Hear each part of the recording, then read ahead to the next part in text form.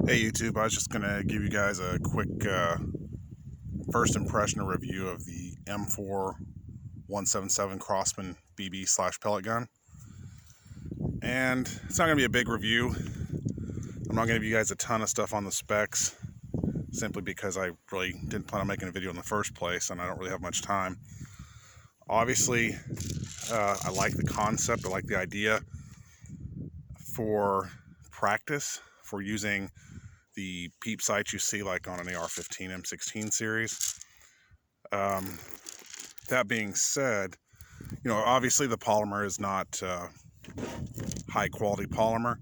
You could tell where I've taken some shoe glue and a little tape to hold this rear sight together, like on this carry handle, simply because unlike the front end where you can tell where it's got this little piece for the Picatinny rail, which is loose so you can adjust it and attach it to a Picatinny rail, you don't have that option on this rear sight. At least I didn't. It came in solid, no flexible parts to it. I don't know if that's a quality control issue they have or what's going on. So I really wanted to give it a shot. Stuck it on there. You do all your adjustments for windage and elevation on the back sight. Pellets, like these little pellet things, are stored in this magazine. And I'm trying to be as quick as I can here, doing this one-handed with the phone and all that. Obviously, you chamber around here, put a BB on this or pellet, whichever system you've got hooked up. You load your BBs right here in your selector switch. And of course, you open this up, dump it upside down. They fill in this road, so they're ready to load, right? I'm just being really quick, and I didn't plan on making a video here real fast.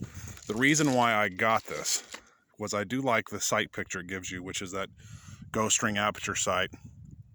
And I have these little targets here. Some of you guys have qualified on Army ranges back in the day. Remember these? About 25 meters. It's representative of a human silhouette at about 300 meters. It's the equivalent to that, right?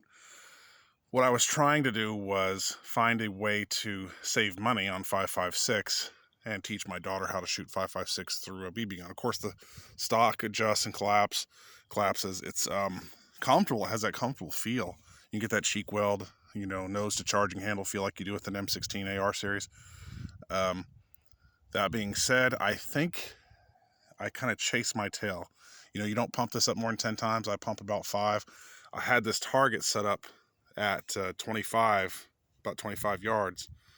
Granted, it's a little windy today. I didn't have much success hitting the target with it. So I don't have too much confidence with the accuracy of this little platform. I think it's like 600 feet per second anyway.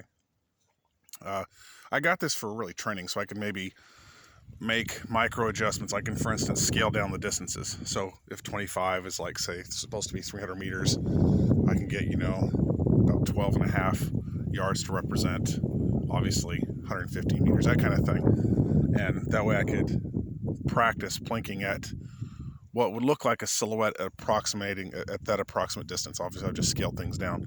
So I'm looking to save money on 5.56, and that's all it was, and train my daughter and do the same fundamentals and all the basic things. You're not really going to get recoil from this, but then again, you really don't get recoil from the AR M16 series anyway. So I don't really care for some of these little mistakes. This thing here is a quality control issue. I'm probably going to rip this thing off and that off. I just don't really want to spend money on real sights, if that makes any sense. I'm probably going to spend money on some real adjustable sights, front and back, and just rip this junk off here and put it on there and see if I can't eventually get a tight zero at 25 yards with a BB gun, at least sufficient enough for practice. So anyway, my first impressions, they're kind of in between. I don't know. Overall, I like the idea. I like the concept. I like the feel. I don't know, if I'd give it, at this point, I'd give it about a 7 out of 10.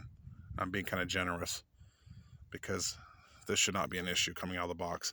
But it was not a very expensive BB gun. I think I got it for like $100 on Amazon. So, overall it feels good. The pump feels pretty tight and pretty sturdy.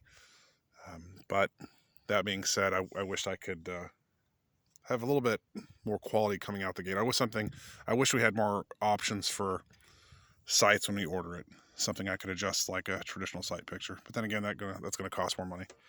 So anyway, and I know it's not me shooting either.